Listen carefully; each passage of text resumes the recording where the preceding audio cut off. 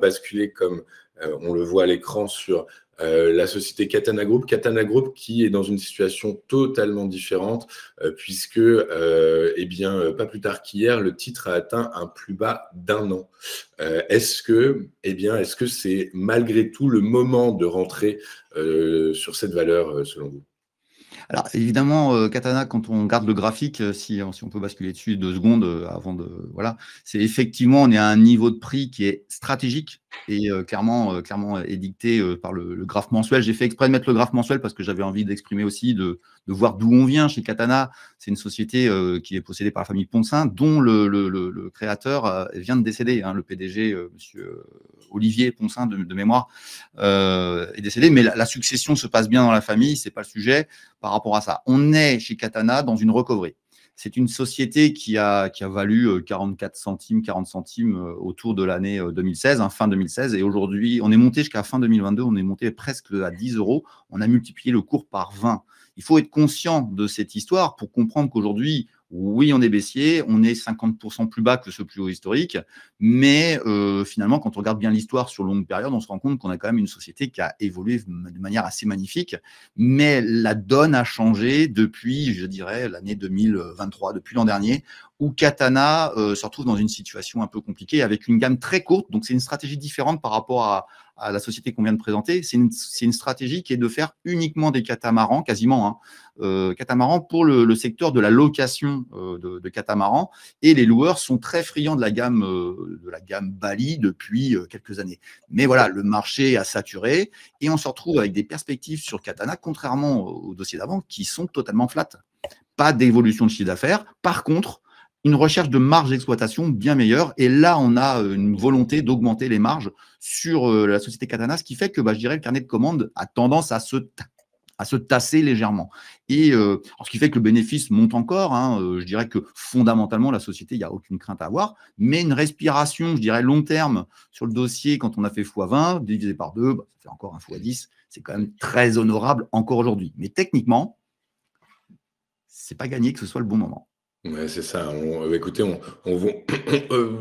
fondamentalement, qu'est-ce que vous nous parlez de marges qui sont potentiellement en train de se maintenir? Du coup, par la force des choses, vous me dites que fondamentalement, bon, il y a peut-être des espoirs, il y a peut-être de l'espoir un peu si on raisonne à moyen terme, mais ceci étant, vous nous dites quand même que techniquement, le titre pourrait encore refluer et aller chercher peut-être encore un support un peu plus bas, quoi. On sent que Regardez en weekly pour voir que la tendance est très clairement baissière en fait, hein. Oui, ça fait un petit moment. Moi, j'étais assez convaincu. J'avais partagé sur les réseaux, sur ma chaîne YouTube aussi, que Katana, pour moi, c'était pas l'année Katana. Alors, il y avait des raisons fondamentales. Et la raison fondamentale, c'est que finalement, Katana est en train de muter dans sa gamme et en train de développer des futurs, agrandir sa gamme Bali, qui est très courte, hein. C'est une gamme très, très courte, hein, quelques bateaux seulement. Et de faire des bateaux plus grands, aussi une proposition motorisée de leur gamme. Ce qui fait qu'on est entre deux eaux. Les investisseurs, je dirais, dynamiques, ont plutôt quitté le navire, ce qui fait que, sans jeu de mots, mais ils ont un peu quitté le dossier pour aller voir ailleurs, hein. Des dossiers, comme on vient de citer, sont beaucoup plus intéressants, hein, finalement, quand on regarde bien. Et je dirais qu'on est dans une phase de transition. La question, évidemment, c'est de dire où est-ce qu'on a un point bas. On le voit dans le graphique, le trait vert que j'ai tiré, on y arrive. Est-ce qu'il va être travaillé ou est-ce qu'il va être cassé? Ça va être selon, je dirais, l'envie des investisseurs. Mais je rappelle une chose, c'est que quand on a un PER qui est actuellement autour de 6,3 sur Katana, on est quand même très bas. Il faut quand même l'avouer. On ne valorise pas très bien cette société parce que on est en attente. Et je pense que l'investisseur, je dirais, long terme sur Katana, qui a raté le train, parce qu'on est passé quand même en quelques années à un autre niveau de prix, je pense qu'il est en train de patienter pour aller chercher des points d'entrée un peu plus bas peut-être. Et ce qui fait que quand vous n'avez pas d'acheteur, j'ai envie de vous dire, ça ne montera pas. Et il faut soit un catalyseur à travers une news ou je sais pas, des commandes plus importantes, etc., arrivent de telle manière à relancer. Mais sinon, vous n'aurez rien. Un rapprochement stratégique aussi probablement. Il y a effectivement une news fondamentale seule une news fondamentale pourrait inverser la tendance, hein, puisqu'on a bien compris qu'en fait aujourd'hui le marché de la location de bateaux est totalement à l'arrêt. Je crois même très précisément quand on s'attarde sur le cas de The Katana Group, ils rencontrent même des problèmes d'approvisionnement dans leurs pièces détachées. Du coup, par la force des choses, tout ça, ça a un impact sur la marge.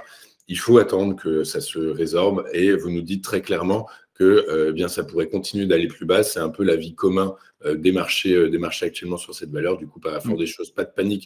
Les bateaux, du nautisme, on en fera toujours.